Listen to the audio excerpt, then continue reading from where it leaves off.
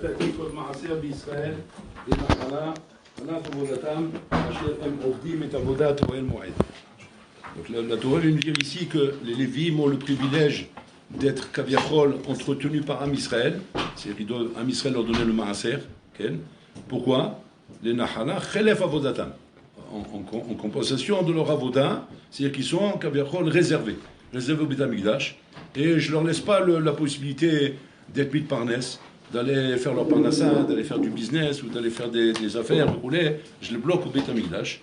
Et donc, comme je les bloque au Beit HaMikdash, Hachem dit Atem mechuyavim, atem chayavim, les farnes otam. C'est pas tisquer les misotes, si tu le fais. Atem chayavim, les farnes otam. Parce qu'ils sont mishombanim au Beit HaMikdash. Hachem ovdim sham et avodat oel moed. Comme ça, le pasuk nous dit. Le Midrash là-bas, il ramène que Paro, le Midrash là-bas, il pose la question. Pourquoi Yosef al-Sadi, quand les enfants des Bénis Israël sont arrivés en Égypte, pourquoi ils ont envoyé à Goshen? Maïshbe Goshen. Qu'est-ce qu'il y a là-bas? Alors il ramène le Midrash là-bas que Paro, lorsqu'il a kidnappé Sarah, vous vous rappelez l'histoire, quand il est arrivé à Abraham avec Sarah Bekoulé, et qu'il a kidnappé, il avait une blanche dans le pays des Noirs, là-bas c'est des Khel, ils sont mat de beau. Ils sont mat de beau, et là ils ont vu une blanche arriver. À l'époque, c'était quand tu voyais un visage pâle. Un visage pâle, c'est une blanche, tu dis, waouh, c'est une belle femme. Alors dès qu'ils étaient impressionnés, et dès qu'une belle femme comme ça revient à Paro, c'est pour le roi, il faut la donner à Paro. Donc Abraham Avinu, il s'est préparé à ça, il a roté, bon, il a fait tout son malheur là-bas, jusqu'à qu'après, bon, ils se sont rendus compte, et là, Paro, il a donné des matanotes. Il a donné des matanotes à Abraham et à Sarah. Et là-bas, il a donné à Sarah, Kaviachol, Matana, Bematana Goshen, Eres Goshen. Eres Goshen, Natana, Bematana. Et cette terre-là, Paro ne l'a pas récupérée. Comme il n'a pas récupéré les cadeaux qu'il a donnés à Abraham. Ce qui est donné. Donc il a donné. Et cette terre de Goshen, Kaviachol, le Midrash, il dit là-bas, Itkacha. Itkacha, pourquoi? Parce qu'elle était Tachat Ba'alut de Sarah. Et qu'il y a un yan rouchani, qu'une chose qui est Ba'alut dans le Tzadik, automatiquement cette chose-là, elle prend une valeur rouchaniste. Elle prend une élévation rouchaniste, comme on a vu que le Sdéphron, le Koulé, etc. Donc ici, Goshen, Kaviachol, est devenu d'une certaine façon Kadosh, grâce au fait qu'elle appartenait à Sarah. Par rapport à ça, Yosef Hatzadik et Yaakov Avinu, tout de suite ils ont dit, on va s'installer à Eretz Goshen. Eretz Goshen, ce qu'on dirait, c'est l'ambassade d'Israël en Égypte. On est sur notre territoire, on est dans un endroit Kadosh, mais on n'est pas sur la terre de Misraïm qui est Tméa, qui est tamé, qui va être métamé au Tanou, c'est le métamtem au Tanou, et qui va, Chas Shalom, nous faire tomber, nous assimiler à l'Égypte. En étant là-bas, on va être protégé. Et comme ça s'est passé. Ils étaient tous là-bas. Il a fait mort. Grâce à ça, il dit le Midrash, Paro n'a pas pu réaliser son plan qui était d'assujettir à Israël. Il avait du mal, il n'arrivait pas. Jusqu'à qu'il a eu une idée satanique, Paro, de quoi faire? De faire ce qu'on appelle une propagande nationale. Les sages à lui, ils ont dit, ne venez pas essayer de les prendre comme ça en chaboul, comme ça. C'est des gens sages, ça, c'est des gens hachamim. C'est pas des idiots, c'est pas des hamal comme vous. Donc il faut les prendre avec sagesse. Il dit, c'est quoi avec sagesse? Il faut lancer un projet de construction en Égypte qui va intéresser les gens qui ont de l'ambition, et leur donner de l'ambition, leur montrer Zama qu'ils vont gagner de ça.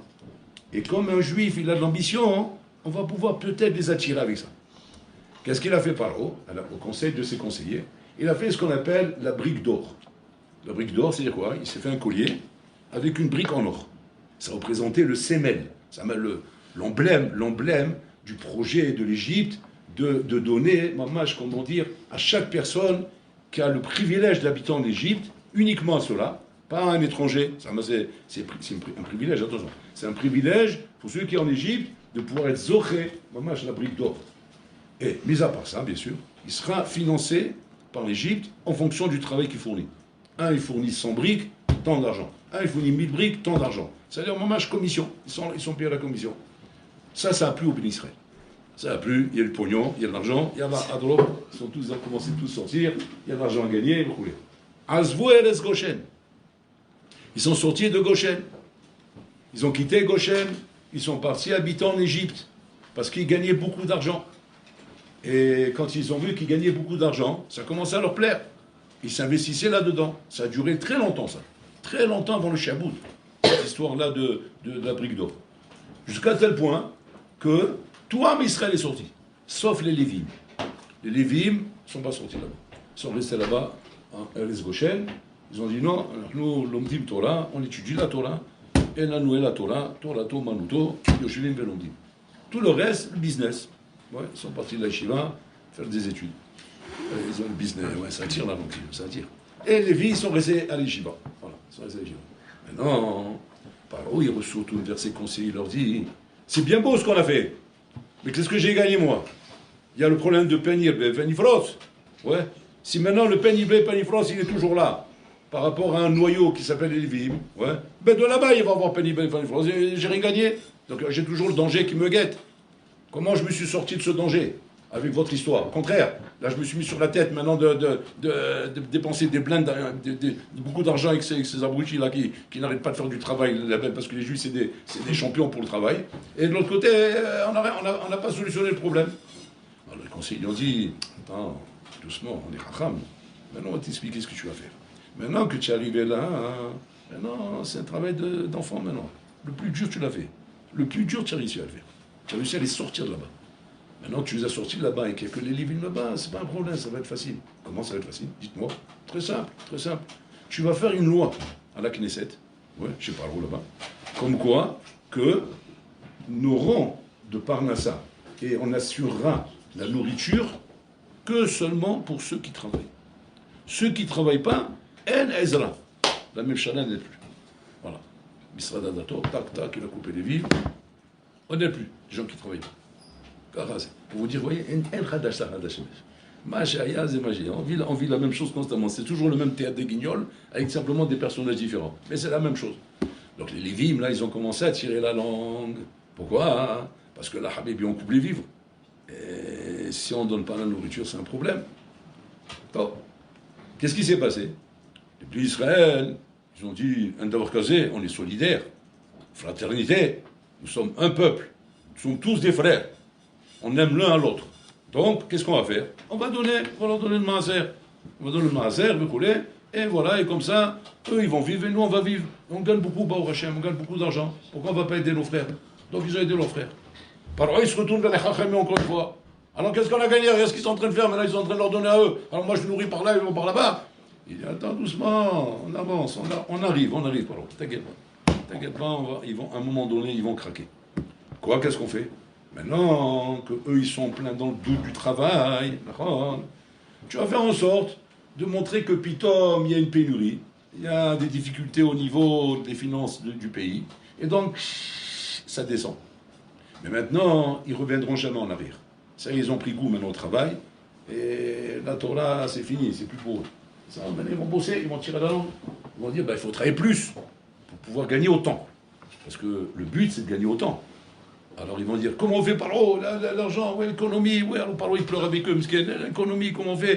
Mais voilà, travaillez plus, et bien attachés, vous allez gagner autant. Et comme ça, les bonhommes, ils travaillaient, et lui, il baissait. Il travaillait, baissait, jusqu'à qu'à la fin, ils sont devenus Avadim. Avadim, on les a assujettis. Maintenant, le plan, c'est quoi? C'est que grâce à ça, on va faire tomber les Bnei Lévi. Parce que vous les aidiez tant que vous avez les moyens, c'est facile. Mais maintenant, il n'y a plus de moyens. Parce que maintenant, comment vous vivez? Vous vivez mamache avec la soupe populaire, avec le manger qu'on donne aux Avadim. C'est-à-dire quoi? Pas le vamelar tochal, la soupe, le bouillon de je sais pas quoi là-bas qu'ils leur donnaient, Rabotaï. C'est-à-dire mamache, auquel chez l'anime. Là, à ce moment-là, ils étaient tous certains, ils ont dit à Paro, là, ils vont craquer. Parce que là, c'est impossible qu'ils vont les aider. Ils ne vont pas enlever le pain de leur bouche pour leur donner à eux. Et là, incroyable mais vrai. Les Bnei Israël Rabotaï continuent à aider les Lévi'im. La portion de pain qu'il avait et qui lui suffisait pour lui, pour vivre. Lui, il lui faut naguide, on va dire, pour tenir la journée, 3 tranches de pain. C'est le pain palous. Qu'est-ce qu'il faisait? Il prenait une tranche et demie pour lui, une tranche et demie pour les Lévi'im. Et comme ça, chacun y donnait. Et à cause de ça, il mourrait de faim. Mais il n'était pas question, Bichlal, de priver les Lévim. Et donc ils ont fait Messirut Nefesh pour partager le peu qu'ils avaient avec les Lévim. Incroyable et vrai. Et sur ça, Ravaï Gaon, il vient et il dit comme ça. Péréplaïm. D'où vient ce Kohatsum alors qu'on est avant les Nissim et les Flaut? On est avant les plaies. On est avant Matan Torah. On est avant Torah Sheba'al-Peh, Torah Shebirtav. On est avant les Gilou d'Hachem. On est avant les Nissim de l'Aman. On est avant le Beth Amikdash. On est avant tout. C'est-à-dire qu'Am Israël sont encore au stade où ils n'ont rien. Ils n'ont pas des Gilouim pour dire que grâce à ces Gilouim-là, alors on a la force et la conviction d'aider nos frères. On n'a aucun Gilouim, aucun passouk dans la Torah qui va se dévoiler par la suite, qui nous dit qu'il faut aider les Lévim, il faut aider les Torah. Cet Ashkafa, d'où on l'a sorti. Mais il faut, c'est nous Ashkafa Kazot, de pouvoir faire un Missirut Nefesh, ce que tu vas dire comme ça. Tu vas dire, non, mais la charité, c'est Teva, c'est l'Adam. Un homme, il a un Teva de faire la charité. Oui, pas Missirut Nefesh.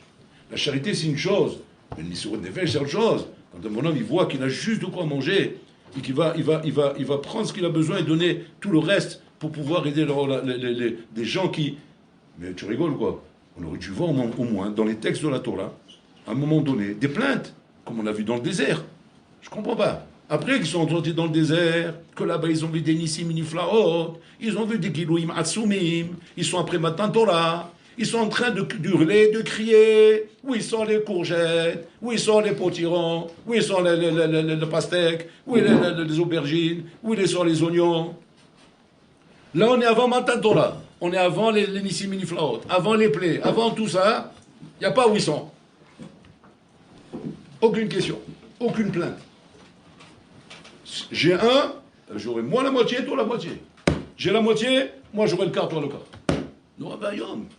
Mais il faut pas croire à ça. Et d'où vient le problème après?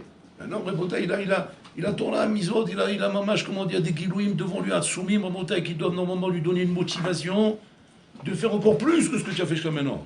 C'est jusqu'à maintenant que tu as réussi à faire des Maasim Kaele, Maasim Niflaim, qui t'ont valu que Hachem Kaviachol, tu as trouvé grâce à ses yeux. Hachem, il a dit, c'est un peuple ça c'est des bonhommes, ça c'est des mensch. Un peuple comme ça, je le veux pour moi. Pourquoi? Parce qu'Hachem, il est tombé amoureux de ça. Il a vu, mamache, il a vu ici, mamache, comment dire, des bonhommes qui sont capables de se dépasser. C'est ça qu'il faut pour la Torah. Qu'est-ce qu'il veut Hachem pour la Torah? Des gens qui se dépassent, qui n'ont pas de limite. Ils ne vont pas commencer à dire, ah non, là comme ça, non, là pas comme ça, là comme ça, là pas comme ça. Non, il n'y a pas de limite. Et en plus, ils n'ont pas été dire quelque chose qui aurait été normal de dire. Quoi? De dire, attends, je comprends pas. C'est normal ça que nous on bosse, on trime, on sue, pour gagner quoi? Des clopinettes. On n'est pas en train de gagner des millions, c'est pas qu'on est en train de faire de l'argent et tu dis, on fait de l'argent, maïch lera, la matsaroutaïn, donne-moi toi aussi, maïch, ani archimcha, aché, ani votre, toi voti, la terre que ça. Bah, je comprends. Mais là on est en train de mourir, on est en train de travailler comme des nègres. On est dans l'esclavage déjà, on parle. Parce que ça n'a pas continué que la première année ou la deuxième année. Ça a été comme ça pendant 210 ans. Où les Lévim, ils sont là-bas, avec le standard. Ouais. Arba, Avod, Nezikim. Et la Khor là-bas, est en train de travailler, faire un nègre. En train de préparer le béton là-bas pour truc rouler. Et des fois, Miskin, il voyait que quand Mohamed là-bas, il voyait qu'il ne travaillait pas assez fort, il mettait un coup de fouet, il s'enfonçait dans le béton. Combien comme ça ils mouraient à Botaï parce que le béton c'était ça mouvant. Et pour pouvoir tenir, il fallait qu'il fasse très vite pour rester à la surface. Et si jamais il recevait un coup, il tombait, ça, il s'enfonçait dedans. Et l'Égyptien ne le sort pas de là-bas. Il le laisse s'enfoncer dedans. C'était Arzari. Et ces bonhommes à Botaï, quand ils finissaient une journée de travail, après une journée de travail à Botaï où ils ont vu des atrocités, ils ont vu comment quand il manquait une brique, il prenait le bébé de la femme qu'elle avait sur ses ailes, ramasse ça. Et le bon lui prenait, clac, met la place de la brique, mets du béton maintenant. Clac. Et le petit en train de dire, ah, je n'entends plus. Non. Pourquoi? Parce qu'il faut le quota. Tu n'arrives pas au quota, débrouille-toi, ça t'apprendra la prochaine fois. Tu vas bosser beaucoup plus. Comme ça, tu vas comprendre. Sinon, je te prends le bébé, je te mets à la place de la brique. Ils ont vécu des atrocités à Botaï, des souffrances terribles. Ils font une journée de travail, ils arrivent à la maison. Qu'est-ce qu'ils ont à la maison qui les attend à Botaï? Un pain de misère, une soupe de je sais pas quoi, de marécage, mélangée avec du béton. Et voilà ce qu'ils vont manger les pauvres. Pour trouver un peu de force, pour espérer qu'ils vont pouvoir les dormir, se lever demain matin. Maintenant, bito, la femme est chez Traïmim, ça, elle dit à son mari, Ba'ali Yakar, il dit Nafshi, Ishtanou Ba'ya, il dit qu'est-ce qu'il y a ma chérie? Les Lévim là-bas, ils n'ont pas mangé encore. Il faut leur donner à manger. Tu sais ce que tu as envie de faire là? Shilach l'Azazel! Mais pas. Oui, chef, les Torah, ma kara lacha. C'est quoi ce scandale, Raboutaï? C'est quoi ce scandale? Où là, on ne parle pas d'une catégorie, on parle d'un peuple entier. Et on ne trouve aucun passouk dans la Torah, parce que vous allez me dire, non, la Torah, elle a mis une censure. Pas, ça, parce que ça aurait été Hilou Lachem. La Torah, elle ne censure pas. Tu as vu après par la suite comment elle dit la Torah? La Torah, elle ne censure rien. S'il y a un problème, on le dit. Il a fait Hilou Shabbat, on l'a dit. Il a fait ça, on l'a dit. L'autre, il a fait la Mahlouk et tel comme même. Coran, on l'a dit. Et on ne parle pas de rigolo, on parle de Coran. C'est-à-dire que la Torah, elle n'a pas de censure. Ce qui est mal, on le dit. S'il n'y a rien à dire, c'est qu'il n'y avait rien à dire. Ça veut dire que là, on témoigne à travers la Torah, quand tu lis tous les textes, tu cherches, tu trouves rien. Ni dans les Midrashim, ni dans les Remazim, ni dans les Sodotes, ni Wallo. Rien. Incroyable. Alors qu'on n'a ni Torah, ni Misvot, ni Nissim, ni Niflaot, ni Gilouim, ni Wallo. Rien. Et on partage, tout comme ça, mamache, dans la misère. Et on partage avec qui? Avec des bonhommes qui sont frais. Ils ne sont pas fatigués. Ils sont bien, ils sont frais. C'est-à-dire que l'autre, il arrive à 4 pattes. Il n'a plus de force. Il vient qu'ils sont raviés comme ça. Il a juste un petit bout de pain qu'il a partagé avec l'autre, un peu de soupe. Il dit voilà, et là tu ouvres la porte. Shalom Aleichem! Tiskel et misvot. Il ferme la porte. Tu te rends compte un peu? C'est-à-dire qu'on est dans un matzah où on parle d'un hani qui donne un hachir. C'est pas un hachir qui donne un hani, parce que ça se passe un hidoucha. Parce que si tu vois que tu parles d'un hachir, qu'il est hachir mouflan, qu'il est tahoun bekesef, tahoun. C'est comme tu fais toi la farine, lui il fait le kesef. Il est tahoun bekesef. Et que le bonheur, c'est pas un problème pour lui de faire des dons pour aider des institutions, pour aider des chivots, ça lui chatouille même pas les orteils. Tellement qu'il a du pognon. Tellement qu'il a du pognon, ça lui donne que du kavod au contraire. Ils vont lui mettre du plaque là-bas, immense comme ça, fait comme sa tête là-bas. Ouais. Même avec sa photo s'il veut, comme ça on va se rappeler que c'est lui qui a fait ce don, recoulé. Et à chaque fois il va venir, il va regarder.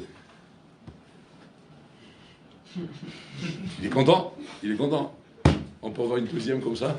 Ah oui, pas de problème, on a plusieurs salles, là, on va faire tout, même les chiottes, on va te les mettre avec ta photo là-dedans.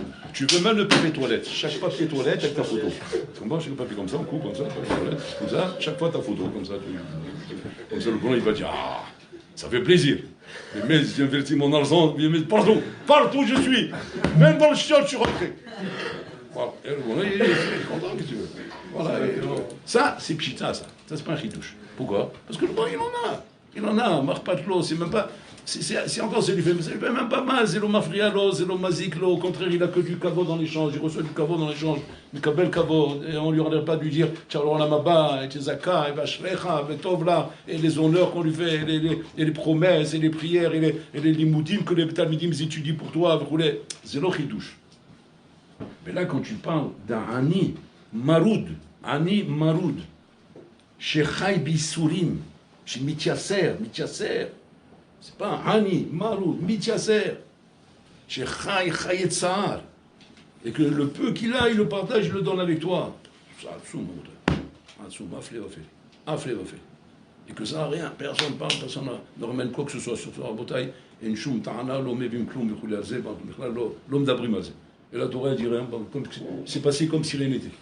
Et tout ça pour être marzik les Lévim. C'est quoi le Inyan? Le Inyan qui est ici, Rabotai, dit le Khatam Sofer, c'est qu'en fait, Yaakov Avinu Rabotai, il a transmis. Am Israël, et ça c'est une transmission qui est zaka comme le béton, Rabotai. Comme le béton.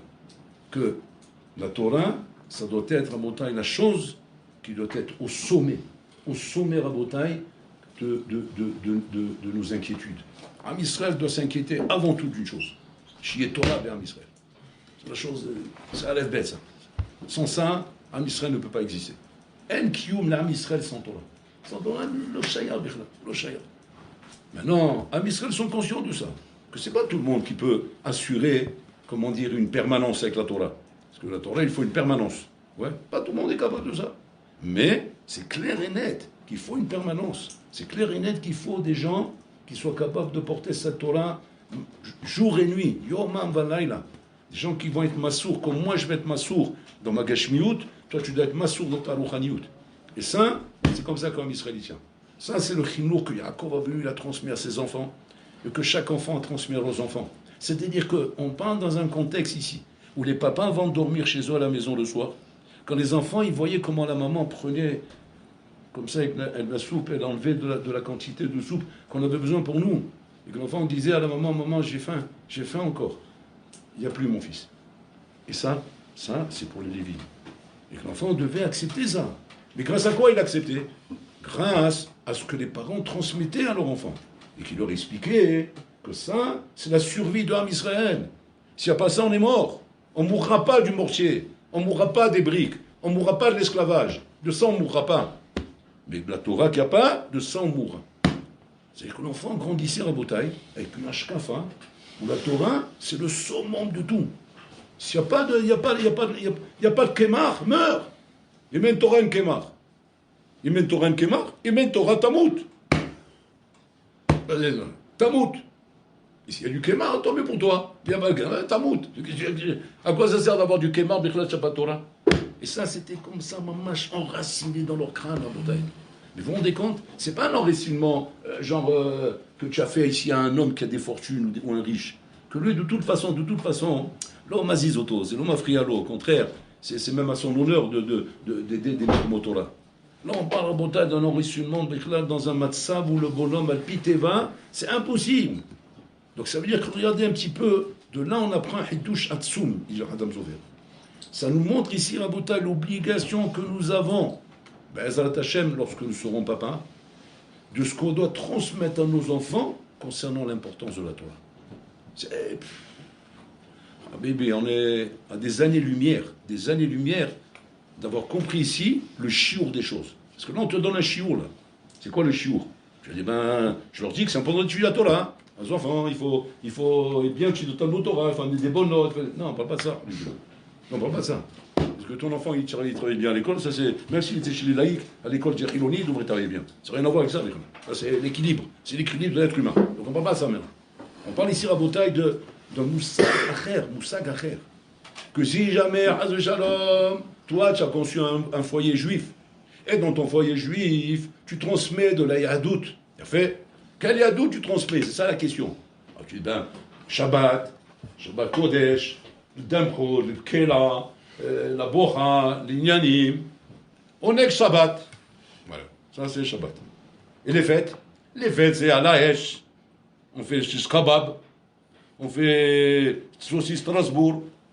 On fait Tondrogot. On fait ce qu'il faut. Voilà. Et l'alcool, bien sûr, toujours. L'alcool est toujours là. Et les jours de la semaine? Et les jours de la semaine, on travaille. Mais Baruch Hashem, il y a des bons restos, des bons trucs. On fait en sorte d'avoir une vie agréable. Ça, c'est la yadout. C'est bien. On n'a pas dit le contraire. C'est pas une avera de kiffer. Au contraire, Borom, il est le plus heureux. Il a créé un monde tellement beau, tellement merveilleux. Contraire, mon fils, kiffe. J'ai pas une Sarah. J'ai pas une Sarah. Tu as bien vu, regarde, je t'ai dit même de faire des brachot quand tu vois des beaux arbres, avec des beaux fruits. Je t'ai dit même de faire des brachot quand tu vois la mer. Et des brachot quand tu vois les montagnes, quand tu vois les choses. Donc, je vois bien que si je te dis, ça veut dire, ça me fait plaisir. Ça me fait plaisir que tu kiffes. Mais franchement, là, l'Aziz, kiffe mon fils. C'est pour toi que j'ai créé tout ça, c'est pas pour moi. C'est pour Israël. Seulement attention. Parce que si jamais, Nachinami, tu es bon dans tout ça, mais tu oublies de transmettre le Ikar à Ikarim. Et ça, c'est puissance qui dit le Khatam Sofer. Moi, je tremble quand j'ai lu le Khatam Sofer. Shata Tizaer Meod. Que si jamais tu n'as pas transmis à tes enfants cette notion de la Hashibou de la Torah, jusqu'où elle va, à partir de ce Midrash. Lo yatsata yedechova. Lo yatsata yedechova. C'est-à-dire que ton enfant doit entendre de toi un jour à table une discussion qui va faire gog ou magog à table. Parce que regardez c'est quoi la discussion. La discussion, c'est-à-dire que le papa, il va prendre la parole.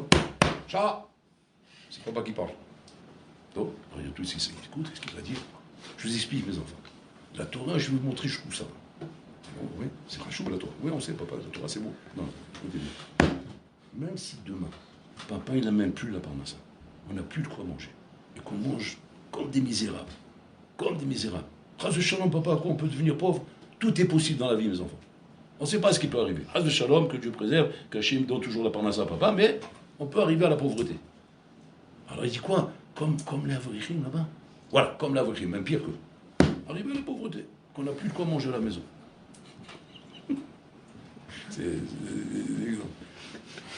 Il dit, alors à ce moment-là, papa, si nous on arrive à ça, ça veut dire quoi? Que le monde entier devient comme ça? Oui, le monde entier devient comme ça. Alors comment ils vont faire eux? Eux, c'est les premiers qui vont vivre. Nous, on va peut-être mourir avant. Il dit, mais pourquoi, papa? Parce qu'il faut se soucier que eux, avant tout, ils aient de quoi manger. Avant nous. Bah, tu sais le débat que ça va faire un table, ça? Ça va faire gogo mago. Ils vont commencer à pousser des cris, les enfants. Mais non, c'est pas juste, problème. Bon, si c'est des gamins, ils ne parlent pas, ils ne comprennent rien. Puis quand tu as des enfants, genre 17, 18, 19, 20, etc., ils ont des déotes déjà. Et dans les déotes, ils commencent à. Mais non, on ne comprend pas, c'est comme ça. Rakolmi, Mignani, Mapitom, c'est pas. On peut pas dire des choses pareilles, il faut la manu de c'est quoi la shrafa des chronas, ils disent quoi. Mais le papa aura le devoir à ce moment-là. Et sans ça, tu n'es pas Yossé des Chova, écoutez bien ce qu'on dit, Sratam Sofer. Il fait peur, Sratam Sofer. Tu n'es pas Yossé des Chova si tu n'as pas réussi à mettre cet ashkafa dans la tête, dans le crâne de ton fils. Si tu n'as pas réussi à mettre cet ashkafa dans le crâne de ton fils, sache une chose, lo yatsata ide chova, chinour yeladim, klapé à toi. Tu as dit, j'ai tout appris. J'ai appris à embrasser les mains au rabbanim. Et mon enfant et mes enfants, tous, du plus grand au plus petit, ils embrassent les mains au rabbanim. Ils font le kavod au rabbanim. Ils aiment les rabbanim. Ils aiment les rabbanim. À kol tout via fait. Si ça, tu ne l'as pas transmis, tu n'as rien transmis. Parce que ça, c'est la limite. C'est la limite où tout pète. Où là, on va dire, attends, stop, Atkan, ça suffit. On peut pas quand même venir nous solliciter du matin au soir, etc. Vous voulez, voilà, il vient, après le doigt derrière, il l'autre derrière. Et pourquoi? Parce qu'ils ont besoin qu'on les aide, Mais Habibi, si tu les aides pas à eux, tu t'aides pas à toi. Et si tu t'aides pas à toi, le monde, il est fini. C'est la fin du monde. Tu as la Torah. Torah Kedosha, c'est la respiration, c'est ton oxygène, c'est ta vie. C'est Hayut Shelcha. Voyez ce que la Torah vient nous apprendre, Boudaï. Sur la Hashibut Atsuma, qu'on doit avoir dans nos têtes et me mettre combien on peut dire maintenant que me mettre en Yossé Dechova de cet Ashkafa. Combien on peut dire qu'on est arrivé à cet Ashkafa, qu'on est arrivé à ce niveau de comprendre la Hashibut la Torah. Combien de gens ont compris ça? Même Bnei Torah, moi je te parle. Même d'un Ben Torah. Combien il a compris ça? Kama Ivin Eze. C'est Nora Vayom, Nora Vayom. Je me rappelle une fois, c'était un grand Rosh Shiva, je me rappelle plus son nom, à Berlin, moi, à Berlin. C'est le Rosh Shiva de Chaim Moser. Je me rappelle une fois, hein, il devait ramasser de l'argent. Il devait ramasser de l'argent parce que la Shiva était en sakana de se fermer. Et donc, les Askanim, les Macher, c'est l'Askanim. Ils sont venus le voir. Ils ont dit, on va vous organiser un voyage en Amérique, après au Panama, et après là-bas. Il dit non. Il dit, vous voulez ramasser de l'argent? Il dit, avec la vraie crime. Il dit quoi? Avec la vraie crime? C'est tous des tafranim. Ils ont même pas collecté une classe à leur fils. Alors, enfant, tu vendais quoi? Tu veux les taxer à eux? Oui. À eux, tu veux les taxer? Oui. Mais pourquoi faire? Eh ben, pas shoot, pour couvrir les dettes de la yeshiva. La yeshiva, elle avait une dette, et que cette dette-là, s'il n'était pas couverte, on fermait la yeshiva. Ils lui ont proposé de lui organiser un voyage avec à Panama, l'Amérique, Miami, Florida, l'Ignanim, tout organisé. Les bonhommes, ils attendent qu'ils viennent, voilà, on est là pour donner. Il dit non. Je veux que ce soit un gala avec la vraie clé. Bon, personne ne l'a compris. Lui, il faut bien savoir, hein. Bernie, c'est l'arrière-petit-fils d'une nacidologie. C'est un nin, katan chez la nacidologie. C'est un yehou satsoum. C'est mon lignée, la belle. Et donc il a dit, la vraie clé. Bon, ils ont fait le gala, Vodadam Bressono, ils ont fait le gala. Tout l'avrim de Bnei Brak, Yerushalem, tous les tafranim, c'est avec les chapeaux défoncés. Rien qui respire de l'argent en tout cas. C'est-à-dire tout sort de l'argent. Qu'est-ce qu'ils vont faire? Qu'est-ce qu'on va leur servir? Du kougal et des bourrikas, si vous voulez, ils vont manger ça. Et, de toute façon, c'est ce qu'ils ont l'habitude, ils n'ont pas besoin d'autre chose. Donc déjà, c'est vrai, on a gagné au moins que le gala ne va pas coûter cher. Bon, c'est une chose. D'accord. Donc il va être plus ou moins couvert. Mais en attendant, il faut ramasser l'argent. Le Rav, il a pris la parole. Il a dit, Rabotai, on est là pour sauver la yeshiva de Chaim Moser. La yeshiva est sur le point d'être fermée. Il y a cette somme en dette, cette somme qui nous manque. Ouais. On a compté combien de gens il y a ici. Ouais. Il y avait à peu près 300 vririm. Ouais. Si vous donnez chacun 1000 shekels, ça fait 300 000 shekels, on a couvert la dette. Tout va sortir 1000 shekels. 1000 shekels. 1000 shekels, c'est la moitié de sa paye. Et si tu donnes 1000 shekels, qu'est-ce qu'il fait après? Il va se pendre. Il va rentrer chez lui, il va dire à sa femme, j'ai donné 1000 shekels. Bon, Yannick. Tu rigoles quoi. Il va dire, bon, c'est mon anniversaire, tu m'as même pas payé un bouquet de fleurs. Et tu as donné 1000 shekels. Mais tu es fatigué ou quoi? Il est tremble. Habibi, ça va faire 300 morts. 300 morts après. C'est un pigouah, Habibi. Même Hezbollah, ils n'arrivent pas à faire un pigouah. Non, on l'a fait avec un gars là. Comment tu regardes comme ça? Tu rigoles quoi? Maintenant, les organisateurs, ils étaient là-bas. Bon, t'imagines, ils étaient gênés. Ils ont dit, s'ils sortent de cette soirée avec 1000 shekels, ouais, ils peuvent dire merci qu'ils n'ont pas fait honte. Pourquoi? Parce qu'ils vont donner chacun, on va dire, 30 shekels, donc ça va être 900. Nous, on va ajouter pour faire 1000. Voilà. Qu'est-ce que tu peux t'imaginer? Étonnez-vous, Rabotai. Étonnez-vous. C'est pas qu'il a fait 300 000, il a fait 500 000. Incroyable et vrai. Mais pourquoi? À qui il s'adresse? Mais il s'adresse à des bonhommes qui n'ont pas d'argent. D'accord. Mais c'est pas eux qui s'adressent. C'est pas à ça qu'ils s'adressent. Il ne s'adresse pas à ton porte-monnaie. Il s'adresse à des bonhommes qui savent c'est quoi la hashimout et le ikar de la Torah. Et si pour ça il va falloir vivre la misère pendant 1 an ou 2 ans pour pouvoir amortir ces 1000 shekels, on est prêt à le faire. Parce que la Torah passe avant tout. Regardez un peu les shkafot, les ashkafot Barzel en Bretagne. Et Rabbi Berlin voulait absolument faire ça pour le Kiddush Hashem. Il pouvait aller au Panama, en Amérique. Il avait les bonhommes, il avait tout ce qu'il fallait. Il ne serait pas venu avec 500 000, il serait venu avec 5 millions. Il savait qu'il pouvait venir beaucoup plus, il n'a aucun problème. Sur le Kiddush Hashem qu'il y a eu là-bas en Bretagne, il ne voulait pas le louper. Et bien, ça fait un Kiddush Hashem de folie. Parce que ça nous amenait à voir, regarde un peu ce qui se passe. Ce que l'Olam Torah est prêt à faire. Et ça, dehors, ils ne savent pas ça, ils ne comprennent pas ça. L'homme est vinim, mes amis. Et l'homme est vinim. Dehors, il pose la question, il demande, mais comment il va vivre, mon fils? Avec 2000 shekels, mais comment il va vivre?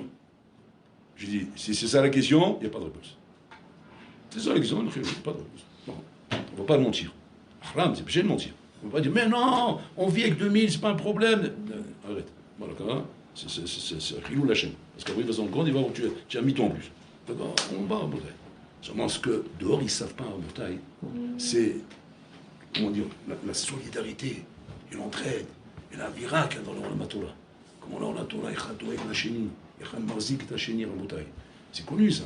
C'est connu que quand il y a en bataille, Ardout, c'est puissant, plus que comme tu vas prendre par exemple comme ça.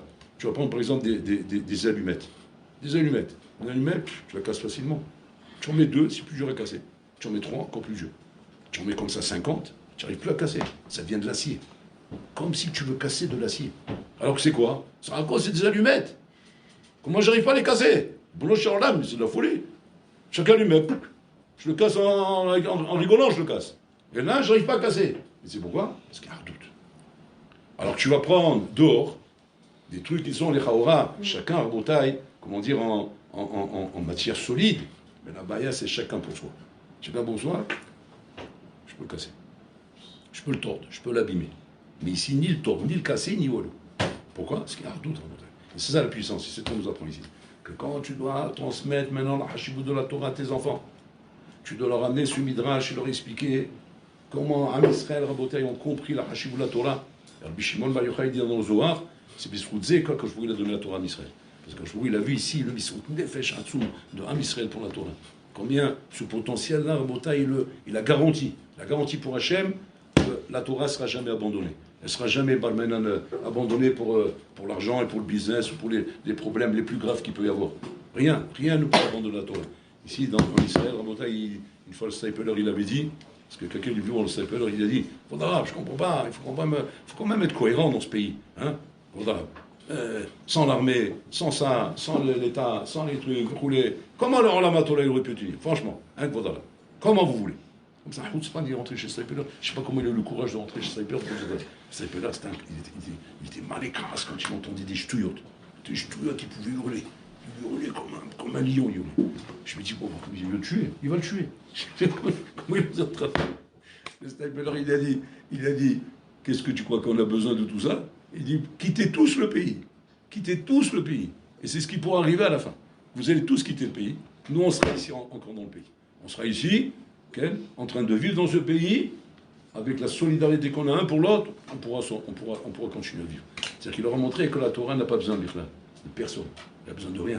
La Torah, Rabotai, Magna ou Masla, elle donne à l'homme, Rabotai, la force et l'entretien. Et donc, de ne pas tomber dans ces ashkafot psoulot, qui sont de croire qu'il faut ça, il faut ça, il faut ça. Alors tu vas dire, alors c'est comme ça, alors pourquoi on demande aux donateurs? Pourquoi on demande de faire ça? Steinman, il répond à cette question.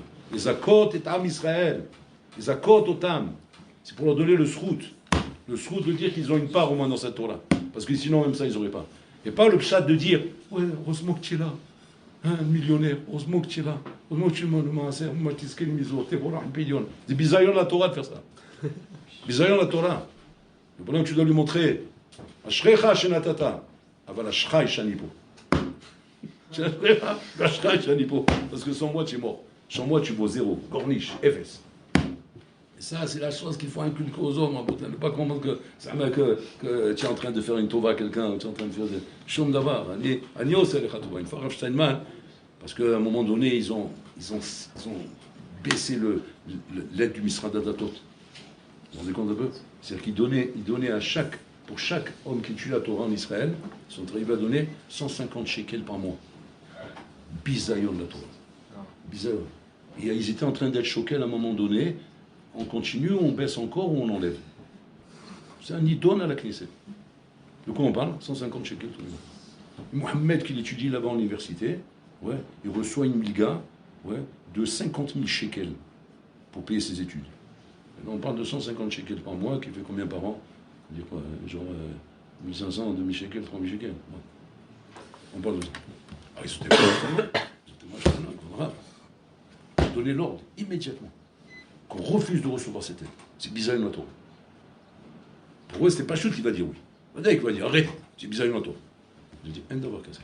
On continue à recevoir l'aide. Il dit pourquoi? Parce que si jamais on leur donne pas ce petit sroute qu'ils ont, la terre on la met en danger. On met en danger les Israël. Il faut bien les mettre les pendules à l'heure aux gens. Parce que les gens, ils n'ont pas les pendules à l'heure. Il faut leur mettre bien les pendules à l'heure.